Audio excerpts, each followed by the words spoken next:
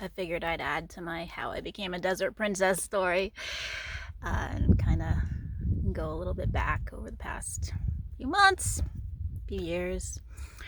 Um, so I don't know if you've noticed, but American real estate is bullshit unless you have a shit ton of money. Or, yeah, it's just bullshit. Um, I am from New York, and growing up in New York, my parents were never able to buy a house. They still don't own a house. We were renters my entire life, and my father made a lot of really poor financial decisions and also had a work ethic that was hit and miss. So he decided to be self-employed when I was really little, and he became a really prolific wood carver in America. He's one of the most talented wood carvers in America, but he had zero common sense and even less business sense. Um, and my experience growing up was us having our living situation fall apart pretty much every year. The instability that created in my childhood was devastating.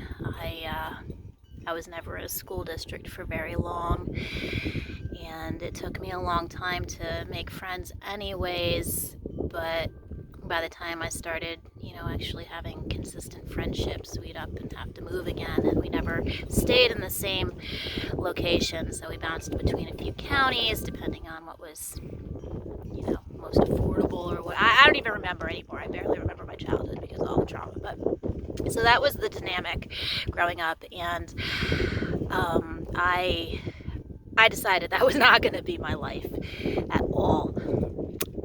And funny enough, that instability followed me. Turns out you can't just make a decision and say this is going to be different without doing the hard work of undoing the programming of your childhood narrative and attachments and all that shit. So it took me I moved out of my house when I was 19. It took me like an additional 20 years to feel like I'm at the foundation point of breaking that narrative. And when I got back to New York after leaving South Carolina, it was, with that intent in mind. And then New York during COVID, where I live in New York is just north of the city. So during COVID, the entire rental dynamic of my area completely changed, and it's now astronomical rents for people whose base incomes never changed like that. So I was unable to sustain anything in New York without, myself having an income of like $100,000 a year, and that's even just with a rental.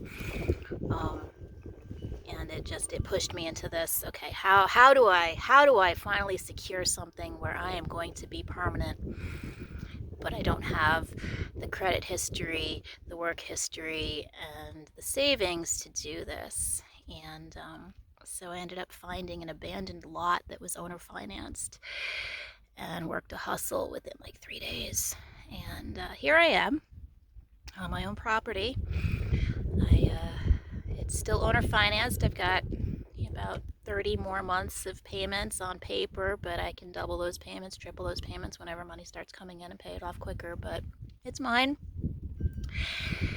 And this is huge. This is like such a huge narrative changer because my brother ended up buying a house.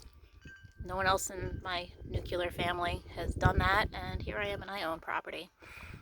So yeah, that's a little bit more of my desert princess story, keeping it under 5 minutes.